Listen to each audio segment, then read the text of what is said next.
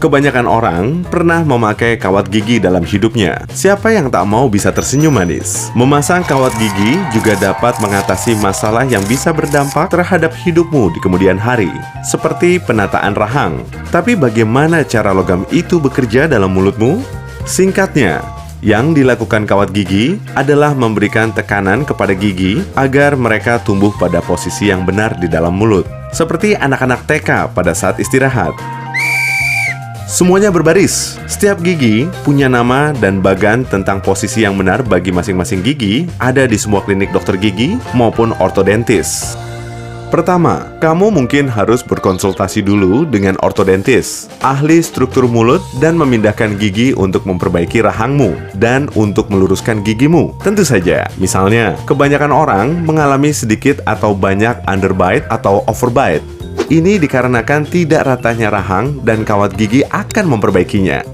Ortodontis juga akan memastikan kamu memiliki mulut yang sehat secara umum sebelum perjalananmu dengan kawat gigi dimulai. Dengan kata lain, gigimu tidak boleh berlubang atau mengalami infeksi sebelum memasang kawat gigi. Jadi, gosok gigilah.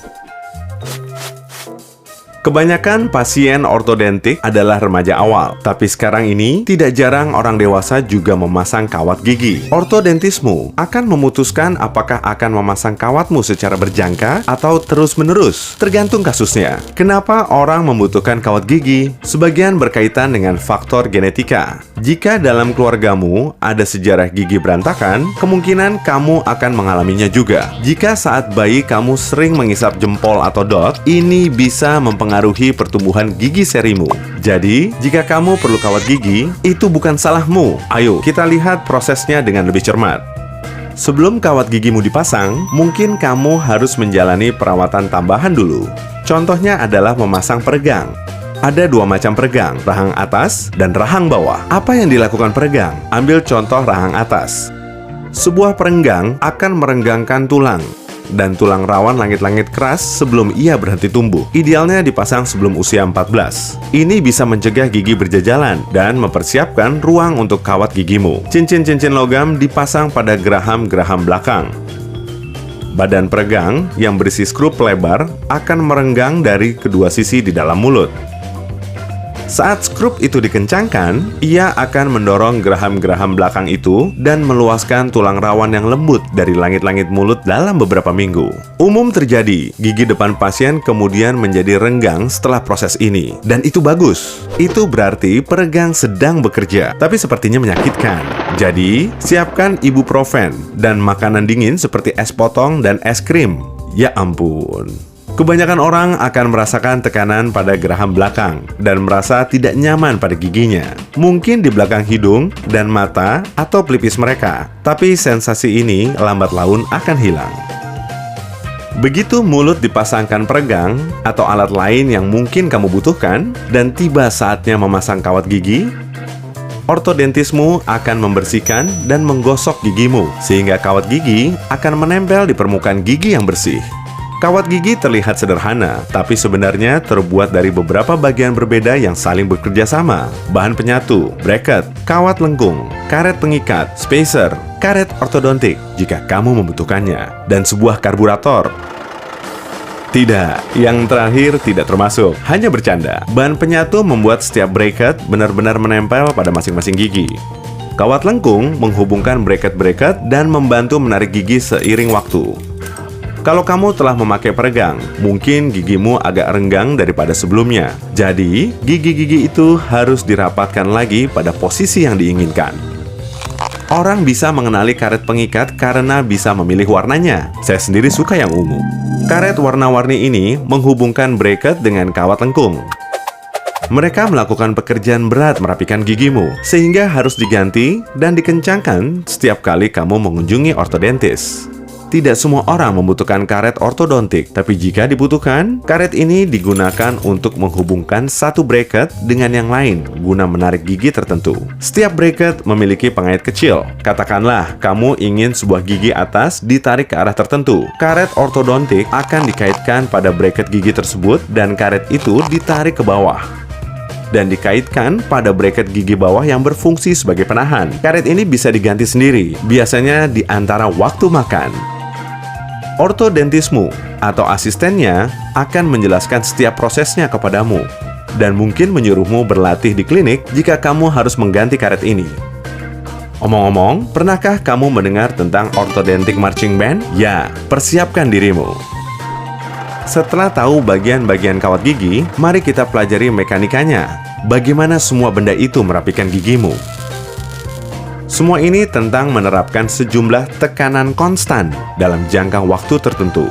Sebagian besar tekanan berasal dari kawat dan karet pengikat, lalu bracket menahan semuanya tetap di tempat selama dan setelah gigi itu dirapikan. Kawat yang menghubungkan bracket-bracket itu memainkan peranan penting dalam merapikan gigimu. Kawat umumnya tidak mudah ditekuk, tapi panas dalam mulutmu menjadikan kawat itu lebih lentur. Kawat akan tetap lurus, tapi masih cukup fleksibel untuk dibengkokkan mengikuti bentuk mulutmu. Dari sinilah asalnya tekanan besar itu. Jika masalah gigimu sangat rumit, saat itulah kamu membutuhkan karet ortodontik. Ini akan menambahkan tekanan dan memberikan bantuan lebih untuk merapikan gigi yang keras kepala. Tapi ingat, gigi-gigimu adalah tulang dan kamu hanya melihat bagian atasnya saja. Sisanya tertanam dalam gusimu yang lunak dan memungkinkan pergeseran. Kebanyakan kerja keras yang dilakukan kawat gigimu itu dikerjakan di gusi. Tekanan yang kamu rasakan pada gigimu juga diterapkan pada selaput periodontal, yaitu jaringan lunak di bawah gusimu. Satu sisi dari selaput ini lebih lunak dari sisi yang lain, yang memungkinkan gigi untuk bergeser. Sisi yang lain mendorong selagi tertekan, menciptakan aksi tarik-dorong seimbang yang memungkinkan gigimu bergerak dengan aman dan efektif. Kedua bagian selaput itu bekerja sama menyediakan ruangan dalam rongga mulut agar gigimu bisa bergeser bersama-sama.